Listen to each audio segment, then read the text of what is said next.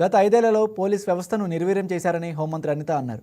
పోలీసులు ప్రజల గురించి కాదు, రాజకీయ ఆదేశాల గురించి పనిచేస్తున్నారని స్థాయికి దిగజార్చారని ఆరోపించారు. ప్రజల ప్రాణాలంటే విలువ లేదు, ఆస్తులకు రక్షణ లేదన్నారు.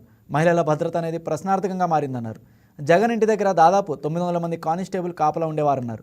గత వైసీపీ పాలనలో ప్రజలు విసిగిపోయారని విమర్శించారు. ఎన్డీఏ కూటమి పట్ల ప్రజలు నమ్మకంగా ఉన్నారని హోంమంత్రి అనిత తెలిపారు.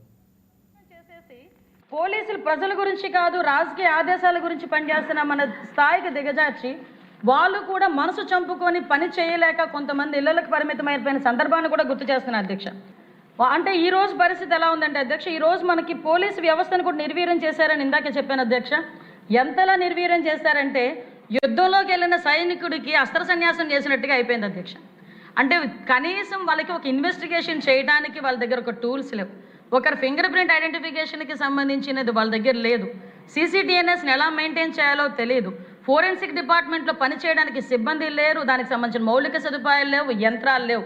ఒక సైబర్ క్రైమ్ని డీల్ చేయడానికి దానికి సంబంధించిన ఎక్విప్మెంట్ లేదు. ఆఖరికి వాళ్ళకి తిరగడానికి వెహికల్స్ కూడా లేవు అధ్యక్ష. అంటే కనీసం పోలీసులకి వాళ్ళకి కావలసిన కనీస సదుపాయాలని, మౌలిక వసతుల్ని కూడా కల్పించకుండా, వాళ్ళ ఇన్వెస్టిగేషన్కి కూడా వాళ్ళకి సహకరించకుండా కేవలం పరదాలు కట్టడానికి, అక్రమ అరెస్టులు చేయడానికి, అక్రమ కేసులు పెట్టడానికి, హౌస్ అరెస్టులు చేయడానికి ఉపయోగించుకొని వ్యవస్థని కంప్లీట్గా జీరో చేశారు అధ్యక్ష. అసెంబ్లీ నుంచి వాళ్ళ ఇంటి నుంచి అసెంబ్లీకి రావాలంటే 2000 మంది పోలీసులు రోడ్డు మీద ఎండలో నిలబడాల్సిన పరిస్థితి. అతని ఇంటి దగ్గర 900 మంది పైగా కానిస్టేబుల్ ప్రతిరోజు కాపలా కాసే పరిస్థితి.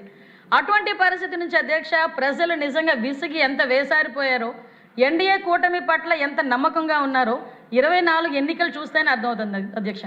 24 ఎన్నికలని అందరం కూడా సంతోషపడ్డాము.